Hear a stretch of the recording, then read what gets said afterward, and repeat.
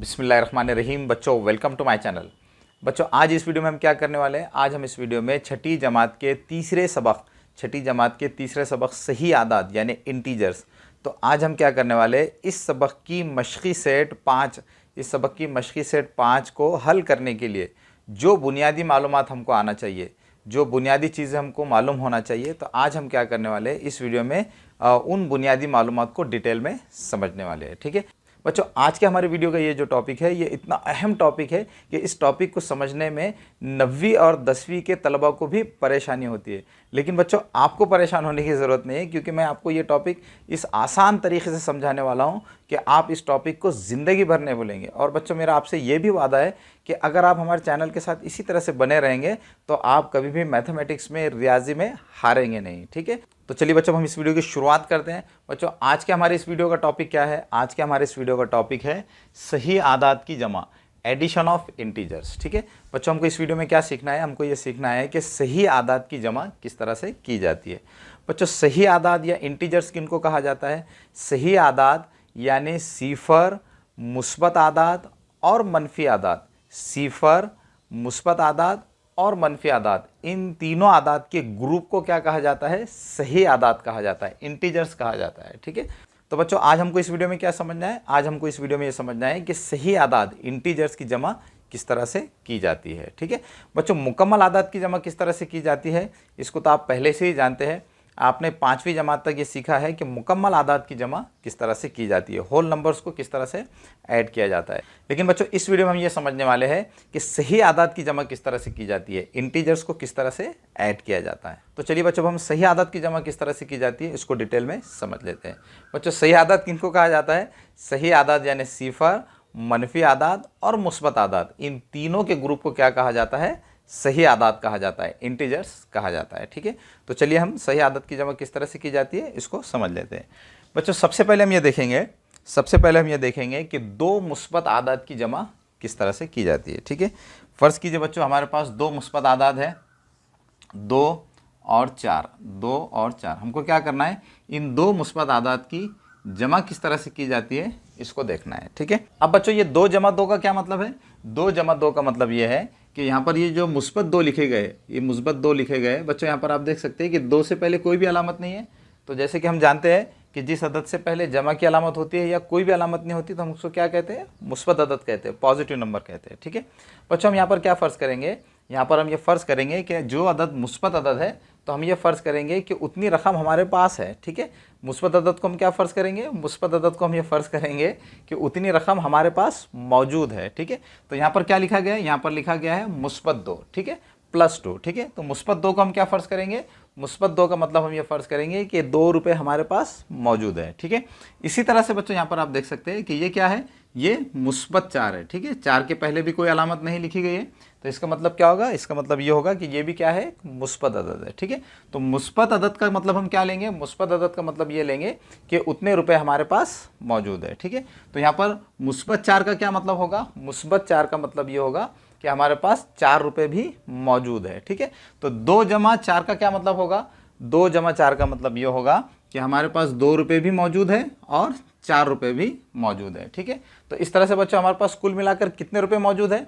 हमारे पास कुल मिलाकर मौजूद है 6 रुपये। ठीक है, तो इस तरह से बच्चों हम यहाँ पर ये कह सकते हैं कि 2 जमा 4 का क्या मतलब होगा? 2 जमा 4 का मतलब होगा मुस्बत 6। ठीक है, 2 जमा 4 का क्या मतलब होगा? मुस्बत 6। ठीक है, तो बच्चों अब हम यहाँ पर ये कह सकते हैं कि जब 2 मुस्बत आदाद की जमा की जाती है तो कौन सा अदद हासिल होता है? मुस्बत अदद ही हासिल होता है। ठीक है, तो बच्चों ये बात अच्छी तरह से ज़हन नशीन कर लीजिए कि जब हम 2 मुस्बत आदाद की जमा करते हैं तो हमेशा मुस्बत अदद ही हासिल होता है। ठीक है बच्चों, हम इस मिसाल को अददी ख़त की मदद से भी हल कर सकते हैं। तो मैं क्या करता हूँ, आपको अददी ख़त की मदद से इसको किस तरह से हल किया जाता है ये भी बता देता हूँ। ठीक है बच्चों, हमको यहाँ पर क्या करना है? मुस्बत 2 में मुस्बत 4 को जमा करना है। ठीक है, मुस्बत 2 में मुस्बत 4 को जमा करने के लिए सबसे पहले हम क्या करेंगे? यहाँ पर अददी ख़त पर नंबर लाइन पर 2 पर जाएंगे। ठीक है, तो यहाँ पर हम 2 पर आ गए। अब हम क्या करेंगे? हमको यहाँ पर क्या करना है? 2 में मुस्बत 4 को जमा करना है। ठीक है, तो बच्चों 2 में मुस्बत 4 को जमा करने के लिए हम क्या करेंगे? अददी ख़त पर नंबर लाइन पर 2 के राइट हैंड साइड में, 2 के दाएं तरफ 4 कदम जाएंगे। ठीक है, क्योंकि हमको 2 में 4 को जमा करना है तो हम क्या करेंगे? 2 के दाएं तरफ राइट हैंड साइड में 4 कदम जाएंगे। ठीक है बच्चों, हम यहाँ पर इन दोनों मुस्बत आदाद की जमा करने के लिए, इन दोनों मुस्बत आदाद की जमा करने के लिए अददी खत पर राइट हैंड साइड में दाएं तरफ क्यों जा रहे हैं, लेफ्ट हैंड साइड में क्यों नहीं जा रहे हैं? तो बच्चों ये बात अच्छी तरह से ज़हन नशीन कर लीजिए कि जब भी दो मुस्बत आदाद की जमा की जाती है, जब भी दो पॉजिटिव नंबर्स की जमा की जाती है, तो हमेशा हमेशा हासिल जमा मुस्बत अदद ही आता है। ठीक है, और आप यहाँ पर देख सकते हैं कि अददी खत पर मुस्बत आदाद ये सिफर के दाएं तरफ है, राइट हैंड साइड में। ठीक है, तो बच्चों मुस्बत अदद में जवाब मालूम करने के लिए हमको क्या करना होगा? मुस्बत अदद में जवाब मालूम करने के लिए हमको अददी खत पर सिफर के दाएं तरफ, राइट हैंड साइड में ही हरकत करना होगा। क्योंकि बच्चों अगर आप अददी खत पर बाएं तरफ हरकत करेंगे तो बाएं तरफ तो मनफी आदाद है। ठीक है, लेकिन आप जानते हैं कि जब भी मुस्बत आदाद की जमा की जाती है तो हमेशा मुस्बत अदद ही जवाब आता है। तो मुस्बत अदद जवाब हासिल करने के लिए हमको क्या करना होगा? अददी खत पर हमको क्या करना होगा? दाएं तरफ हरकत करना होगा, क्योंकि अददी खत पर दाएं तरफ ही मुस्बत आदाद मौजूद है। ठीक है, तो बच्चों हम क्या करेंगे, यहाँ पर इन दोनों मुस्बत आदाद की जमा अददी खत की मदद से किस तरह से की जाती है इसको समझ लेंगे। ठीक है, तो सबसे पहले हम क्या करेंगे, 2 पर जाएंगे और फिर 2 में 4 को जमा करने के लिए हम 2 के दाएं तरफ यानी राइट हैंड साइड में 4 कदम जाएंगे। ठीक है, तो देखिए बच्चों यहाँ पर सबसे पहले हम यहाँ 2 पर आ जाते हैं। अब यहाँ से हमको क्या करना है, राइट हैंड साइड में 4 कदम जाना है। ठीक है, तो ये 1 कदम, ये दूसरा कदम, ये तीसरा कदम और ये चौथा कदम। ठीक है, तो बच्चों हम कहाँ पर पहुँच गए? यहाँ पर आप देख सकते हैं कि हम अददी खत पर 6 पर पहुँच गए। ठीक है, तो इस तरह से बच्चों हम यहाँ पर ये कह सकते हैं कि इन दोनों मुस्बत आदाद, मुस्बत 2 और मुस्बत 4, इन दोनों आदाद की जमा करने पर क्या आएगा? मुस्बत 6 जवाब आएगा। ठीक है, तो इस तरह से बच्चों आप क्या कर सकते हैं, अददी खत की मदद से भी आप सही आदाद की जमा कर सकते हैं। और जिस तरह से मैंने शुरू में आपसे कहा कि आप मुस्बत अदद को हमारे पास मौजूद रकम के तौर पर फ़र्ज़ करके भी इन आदाद की जमा कर सकते हैं। ठीक है, तो इस तरह से बच्चों हमने यहाँ पर 2 मुस्बत आदाद की जमा किस तरह से की जाती है इसको डिटेल में समझ लिया है। ठीक है, अब बच्चों हम ये समझेंगे कि 2 मनफी आदाद की जमा, 2 नेगेटिव नंबर्स की जमा किस तरह से की जाती है। ठीक है, इसको भी मैं आपको एक मिसाल से समझा देता हूँ। चलिए मैं यहाँ पर एक मिसाल ले लेता हूँ। फ़र्ज़ कीजिए बच्चों हमारे पास एक मनफी अदद है -2 और एक दूसरा मनफी अदद है -4। ठीक है, इन दोनों आदाद की हमको क्या करना है, इन दोनों मनफी आदाद की हमको जमा करना है। ठीक है, तो चलिए अब हम ये देखेंगे कि 2 मनफी आदाद की जमा किस तरह से की जाती है। ठीक है बच्चों, यहाँ पर हम क्या करेंगे, यहाँ पर हम ये फ़र्ज़ करेंगे कि मनफी अदद का मतलब, हम ये फ़र्ज़ कर लेंगे कि मनफी अदद का मतलब होगा कि उतनी रकम हम पर ख़र्ज़ है। ठीक है, हम पर लोन है। जैसे हमने यहाँ पर मुस्बत आदाद की जमा में देखा कि हमने ये फ़र्ज़ कर लिया था कि जो मुस्बत अदद है, तो मुस्बत अदद को हमने ये फ़र्ज़ कर लिया कि उतनी रकम हमारे पास मौजूद है। ठीक है, इसी तरह से हम क्या करेंगे, मनफी आदाद को ये फ़र्ज़ करेंगे, मनफी अदद को ये फ़र्ज़ कर लेंगे कि उतनी रकम हमारे पर ख़र्ज़ है, हम पर ख़र्ज़ है। ठीक है, अब बच्चों मनफी अदद को थोड़ी देर के लिए ख़र्ज़ फ़र्ज़ करके अब बच्चों इस मिसाल को देखिए। ठीक है, यहाँ पर हमको इस मिसाल में क्या करना है, इन 2 मनफी आदाद की जमा करना है। ठीक है बच्चों, -2 का क्या मतलब होगा, -2 का मतलब ये होगा कि हम पर 2 रुपये ख़र्ज़ है। ठीक है, इसी तरह से बच्चों -4 का मतलब क्या होगा, -4 का मतलब ये होगा कि हम पर 4 रुपये भी ख़र्ज़ है। ठीक है, तो इस तरह से हम पे 2 रुपये भी ख़र्ज़ है और 4 रुपये भी ख़र्ज़ है। अब बच्चों अगर मैं आपसे ये पूछूँ कि हम पर कुल मिलाकर कितना ख़र्ज़ हो गया, तो बच्चों इसका क्या जवाब होगा, शाबाश, इसका जवाब होगा कि हम पर 6 रुपये ख़र्ज़ हो गया है। ठीक है, कितना रुपये ख़र्ज़ हो गया है, 6 रुपये ख़र्ज़ हो गया है। 6 रुपये ख़र्ज़ को हम किस तरह से लिख सकते हैं बच्चों, 6 रुपये ख़र्ज़ को हम लिखेंगे -6। ठीक है, तो इस तरह से बच्चों यहाँ पर आप देख सकते हैं कि -2 और -4 और -4 इन दोनों आदाद की जमा करने पर हमारा क्या जवाब आया, -6 जवाब आया। ठीक है, तो इस तरह से बच्चों हम मनफी आदाद को फ़र्ज़ करके मनफी आदाद की जमा मालूम कर सकते हैं। ठीक है, अब बच्चों मैं क्या करता हूँ, मनफी आदाद की जमा अददी खत पर किस तरह से की जाती है ये भी आपको समझा देता हूँ। ठीक है बच्चों, हमको यहाँ पर क्या करना है, -2 में -4 को जमा करना है। ठीक है, तो बच्चों -2 में -4 को जमा करने के लिए सबसे पहले मैं क्या करूँगा, सबसे पहले मैं अददी खत पर मैं -2 पर जाऊँगा। ठीक है, तो यहाँ पर हम -2 पर आ गए, यहाँ पर हम अददी खत पर नंबर लाइन पर -2 पर आ गए। अब हमें क्या करना है, -2 में -4 को जमा करना है। ठीक है बच्चों, -2 में -4 को जमा करने के लिए हम क्या करेंगे, अददी खत अददी खत पर -2 के बाएं तरफ लेफ्ट हैंड साइड में हरकत करेंगे। ठीक है, जैसे बच्चों यहाँ पर आपने पहली मिसाल में देखा था कि मुस्बत आदत की जमा करने के लिए हमने क्या किया, मुस्बत आदत की जमा करने के लिए हमने अददी खत पर राइट हैंड साइड में हरकत की, दाएं तरफ हरकत की। ठीक है, लेकिन बच्चों अब हमको क्या करना है, इन मनफी आदत की जमा करने के लिए, मनफी आदत की जमा करने के लिए अददी खत पर बाएं तरफ लेफ्ट हैंड साइड में हरकत करना है। बच्चों हमको मनफी आदत की जमा करने के लिए लेफ्ट हैंड साइड में क्यों हरकत करना है, क्योंकि यहाँ पर आप देख सकते हैं कि अददी खत पर मनफी आदत कहाँ पर है, सिफर के बाएं तरफ है, लेफ्ट हैंड साइड में है। ठीक है, तो चूंकि बच्चों अददी खत पर मनफी आदाद ये सिफर के बाएं तरफ है, लेफ्ट हैंड साइड में, इसलिए बच्चों हम क्या करेंगे, मनफी आदाद की जमा करने के लिए हम क्या करेंगे, अददी खत पर सिफर के बाएं तरफ लेफ्ट हैंड साइड में हरकत करेंगे। ठीक है, यहाँ पर हमको क्या करना है, -2 और -4 की जमा करना है। तो सबसे पहले हम क्या करेंगे, अददी खत पर -2 पर जाएंगे, तो यहाँ पर हम -2 पर आ गए। अब हमें क्या करना है, -2 में -4 को जमा करना है।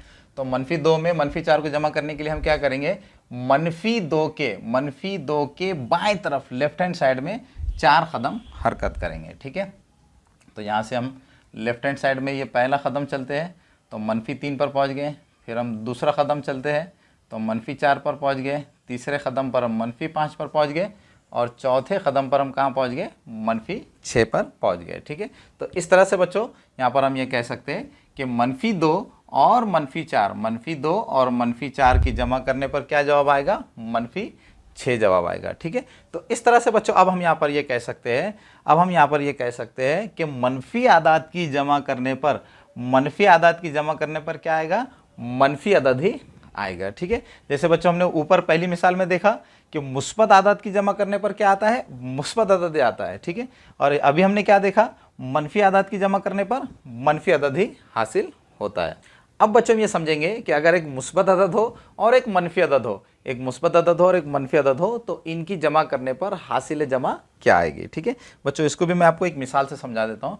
फ़र्ज़ कीजिए बच्चों हमारे पास एक मुस्बत अदद है -2, ठीक है, और एक मनफी अदद है -4। ठीक है, हमको क्या करना है, इस मुस्बत अदद और इस मनफी अदद की जमा क्या आएगी ये मालूम करना है। ठीक है, अब बच्चों ये -2 जमा -4 का क्या मतलब होगा, तो बच्चों थोड़ी देर के लिए हम ऐसा फ़र्ज़ कर लेंगे कि -2 का मतलब ये है कि हमारे पास 2 रुपये मौजूद है। ठीक है, और -4 का क्या मतलब होगा, -4 का मतलब ये होगा कि हम पर 4 रुपये ख़र्ज़ है। ठीक है, तो बच्चों -2 का मतलब ये है कि हमारे पास 2 रुपये मौजूद है और -4 का मतलब ये है कि हम पर 4 रुपये ख़र्ज़ है। ठीक है, तो बच्चों अगर आप पर 4 रुपये ख़र्ज़ हो और आपके पास 2 रुपये मौजूद हो, तो आप क्या करेंगे बच्चों, आप ये 2 रुपये में से आपका जो 4 रुपये ख़र्ज़ है उसको अदा कर देंगे। ठीक है, तो इस तरह से आप पर कितना ख़र्ज़ बाकी रहेगा, शाबाश, आप पर ख़र्ज़ बाकी रहेगा 2 रुपये। ठीक है, तो इस तरह से बच्चों हम यहाँ पर ये कह सकते हैं कि -2 जमा -4, इसका क्या मतलब होगा,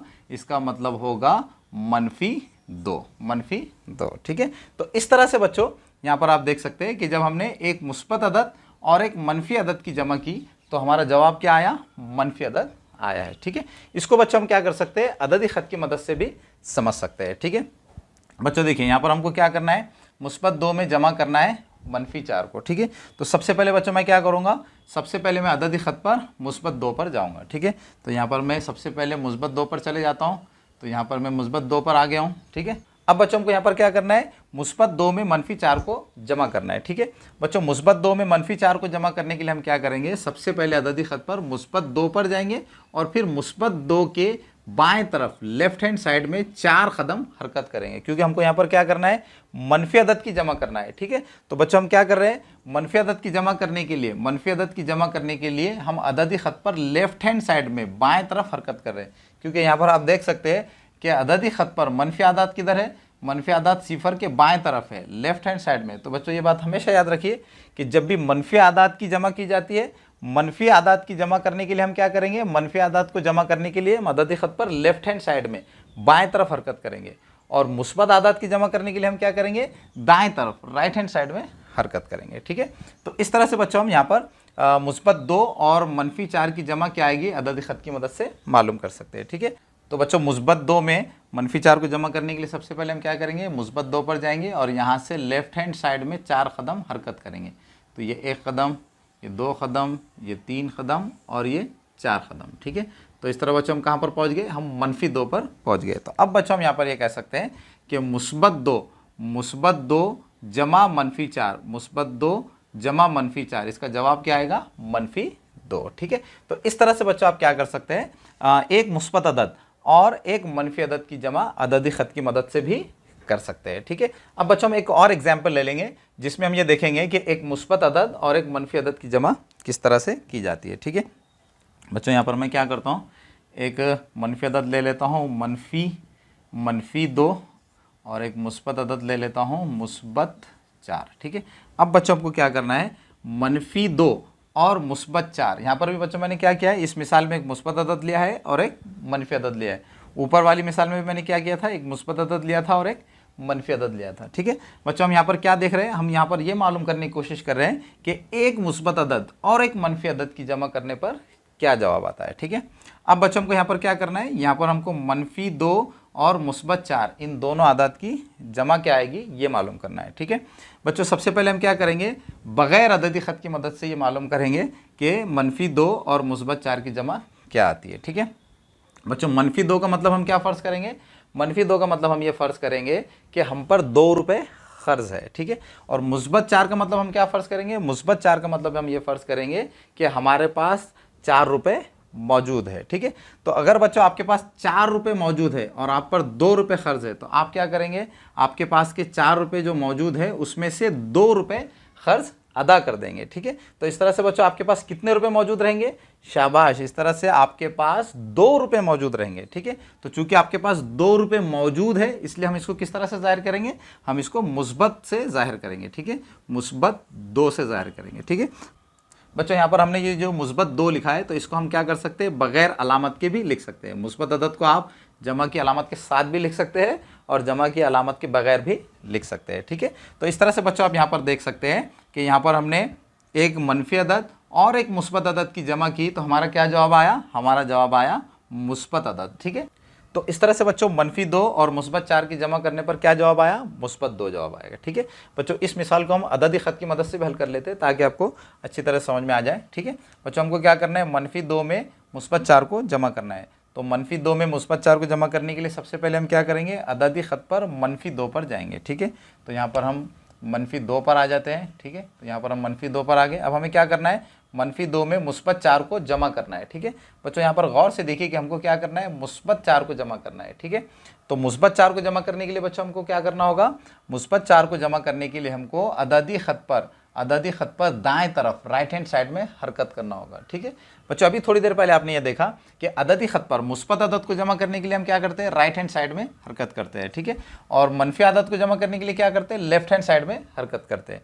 बच्चों, मुस्बत आदत को जमा करने के लिए हम राइट हैंड साइड में क्यों हरकत करते हैं, क्योंकि अददी ख़त पर तमाम मुस्बत आदत किधर है, राइट हैंड साइड पर है, यानी दाएं तरफ है। ठीक है, और मनफी आदत की जमा करने के लिए हम बाएं तरफ हरकत क्यों करते हैं, क्योंकि अददी ख़त पर मनफी आदत किधर है, बाएं तरफ है। ठीक है, तो इस तरह से बच्चों हम क्या करते हैं, मुस्बत आदत को जमा करने के लिए दाएं तरफ हरकत करते हैं और मनफी आदत को जमा करने के लिए बाएं तरफ हरकत करते हैं। ठीक है, तो यहाँ पर हमको क्या करना है, -4 को जमा करना है। ठीक है, तो हमको क्या करना होगा, -2 के दाएं तरफ राइट हैंड साइड में 4 कदम हरकत करना होगा। ठीक है, तो यहाँ पर मैं सबसे पहले -2 पर जाता हूँ, तो यहाँ पर हम -2 पर आ गए। अब हमको क्या करना है, -2 के राइट हैंड साइड में 4 कदम हरकत करना है। ठीक है, तो ये 1 कदम, ये 2 कदम, ये 3 कदम और ये 4 कदम। ठीक है, तो इस तरह बच्चों हम कहाँ पर पहुँच गए, हम -2 पर पहुँच गए। ठीक है, तो अब बच्चों हम यहाँ पर ये कह सकते हैं कि -2 और -4 की जमा करने पर क्या जवाब आएगा, -2 जवाब आएगा। ठीक है, तो इस तरह से बच्चों हमने सही आदत की जमा किस तरह से की जाती है, इंटीजर्स को किस तरह से ऐड किया जाता है, इसको डिटेल में समझ लिया है। बच्चों, मुझे पूरी उम्मीद है कि आपको सही आदत की जमा किस तरह से की जाती है ये अच्छी तरह से समझ में आ गया होगा। ठीक है, अब बच्चों मैं आपको कुछ रूल्स बता देता हूँ जिनकी मदद से आप बहुत आसानी से सही आदत की जमा कर सकेंगे। ठीक है बच्चों, अगर आप यहाँ पर देखेंगे तो आपको यहाँ पर एक बात पता चलेगी कि जब 2 मुस्बत आदत की जमा की जाती है तो कौन सा अदद हासिल होता है, मुस्बत अदद ही हासिल होता है। बच्चों, हम इसको क्या कर सकते हैं, इस तरह से लिख सकते हैं। ठीक है, हम इस तरह से लिख सकते हैं, मुस्बत जमा मुस्बत। अगर 2 मुस्बत आदत की जमा की जाएगी तो कौन सा अदद हासिल होगा, मुस्बत अदद ही हासिल होगा। ठीक है, जब भी 2 मुस्बत आदत की जमा की जाती है तो मुस्बत अदद ही हासिल होता है। इसको बच्चों हमने किस तरह से लिखा है, इसको हमने इस तरह से लिखा है, मुस्बत जमा मुस्बत मसावी है मुस्बत। इसका मतलब क्या है बच्चों? इसका मतलब यह है कि दो मुस्बत आदाद की जमा हमेशा मुस्बत अदद ही होती है। ठीक है, इसी तरह से बच्चों आप दूसरी मिसाल को देखिए। दूसरी मिसाल में हमने क्या देखा कि दो मनफी आदद की जमा क्या आई है? मनफी अदद आई है। तो बच्चों यहाँ पर ये बात अच्छी तरह से ज़हन नशीन कर लीजिए कि दो मनफी आदाद की जमा हमेशा मनफी अदद ही आती है। इसको हम यहाँ पर इस तरह से लिख सकते हैं कि दो मनफी आदाद की जमा हमेशा मनफी अदद ही आती है। ठीक है बच्चों, ये मनफी जमा मनफी मसावी है मनफी, इसका क्या मतलब है बच्चों? इसका मतलब यह है कि दो मनफी आदाद की जमा हमेशा मनफी अदद ही आती है। ठीक है, अब बच्चों ये तीसरी और चौथी मिसाल को देखिए। तीसरी और चौथी मिसाल में हमने देखा कि एक मुस्बत अदद और एक मनफी अदद, एक मुस्बत अदद और एक मनफी अदद का जवाब मनफी अदद भी आ सकता है, और एक मुस्बत अदद और एक मनफी अदद का जवाब मुस्बत अदद भी आ सकता है। ठीक है, तो बच्चों जब एक मुस्बत अदद को और एक मनफी अदद को जमा किया जाएगा तो उसका जवाब मनफी अदद भी आ सकता है और मुस्बत अदद भी आ सकता है। इसको बच्चों हम क्या करेंगे, यहाँ पर लिख लेंगे।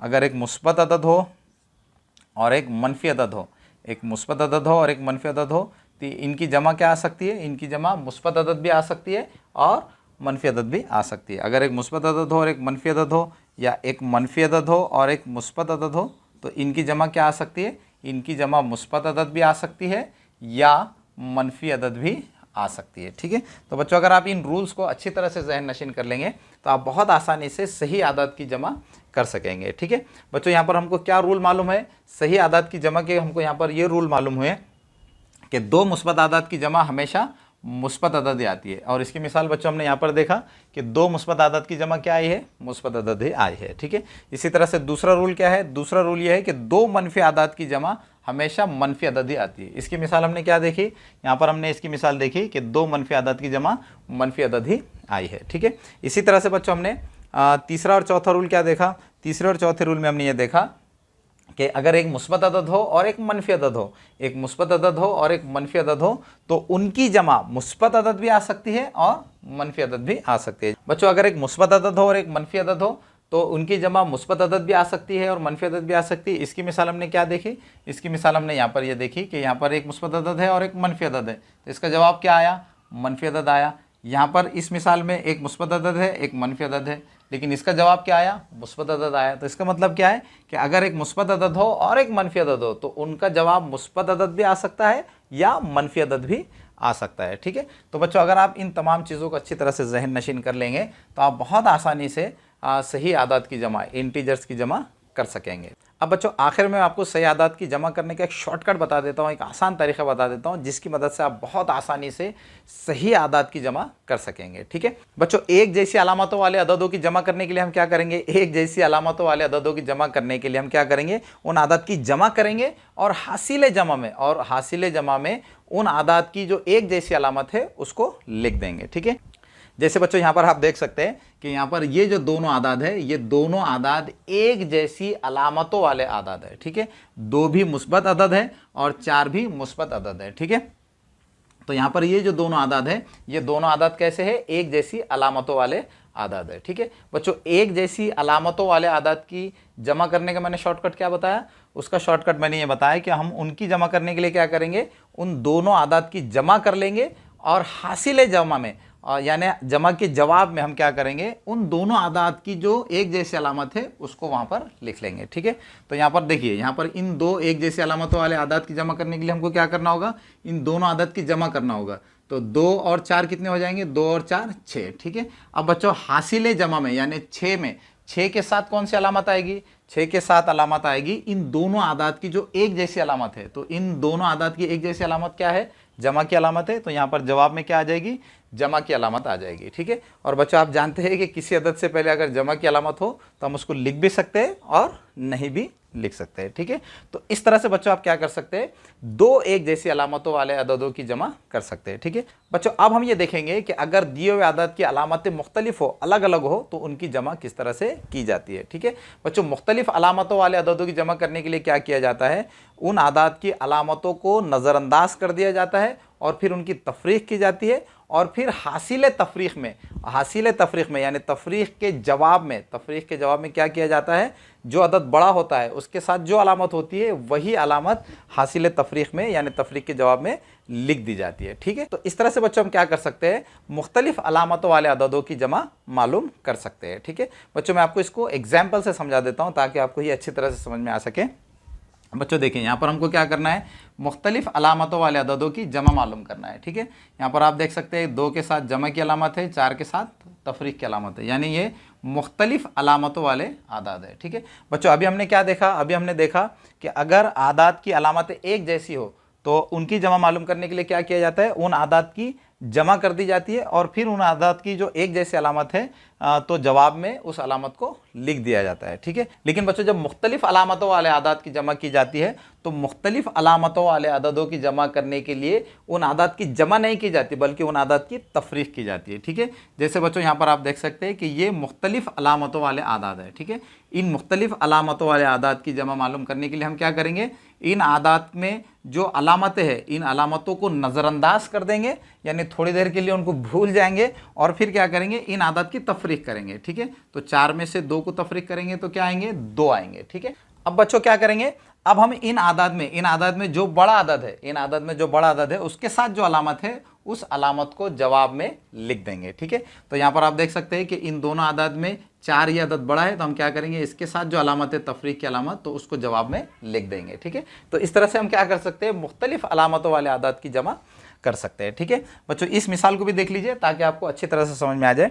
यहाँ पर भी आप देख सकते हैं कि ये भी मुख्तलिफ अलामतों वाले आदाद है, इस अदद के साथ तफरीक की अलामत है, इस अदद के साथ जमा की अलामत है। ठीक है, हमको क्या करना है, इन मुख्तलिफ अलामतों वाले आदाद की जमा मालूम करना है। ठीक है, तो इसके लिए बच्चों हमको क्या करना होगा, इसके लिए हमको थोड़ी देर के लिए इन आदाद के साथ जो अलामतें हैं उनको भूल जाना होगा, उनको नज़रअंदाज कर देना होगा और फिर क्या करना होगा, इन आदाद की तफरीक करना होगा। तो 4 में से 2 को तफरीक करेंगे तो कितने बचेंगे, 2 बचेंगे। ठीक है, अब बच्चों हम ये देखेंगे कि जवाब में कौन सी अलामत आएगी। ठीक है, जवाब में कौन सी अलामत आएगी ये मालूम करने के लिए हम ये देखेंगे कि कौन सा अदद बड़ा है। तो यहाँ पर इन दोनों आदाद में 4 बड़ा है तो 4 के साथ जमा की अलामत है तो जवाब में भी क्या आ जाएगी, जमा की अलामत आ जाएगी। ठीक है, अब बच्चों यहाँ पर ये जो जमा की अलामत आई है तो आप चाहे तो इसको लिख भी सकते हैं और नहीं भी लिख सकते हैं। जैसे कि आप जानते हैं कि मुस्बत अदद से पहले जो जमा की अलामत होती है तो हम उसको लिख भी सकते हैं और नहीं भी लिख सकते हैं। ठीक है, तो इस तरह से बच्चों आप क्या कर सकते हैं, मुख्तलिफ अलामतों वाले अददों की जमा कर सकते हैं। ठीक है, तो इस तरह बच्चों हमने डिटेल में समझ लिया है कि सही आदाद की जमा किस तरह से की जाती है और सही आदाद की जमा करने का शॉर्टकट आसान तरीक़ा क्या है। बच्चों मुझे पूरी उम्मीद है कि आपको ये तमाम बातें अच्छी तरह से समझ में आ गई होंगी। अब बच्चों आखिर में आपसे रिक्वेस्ट है कि अगर आप हमारे चैनल पर नए हैं तो हमारे चैनल को सब्सक्राइब कीजिए। अगर आपको हमारे वीडियोस पसंद आ रहे हैं तो हमारे वीडियोस को लाइक कीजिए और दूसरे बच्चों को भी शेयर कीजिए ताकि हम आपके लिए इसी तरह से मैथमेटिक्स के वीडियोस बनाते रहें।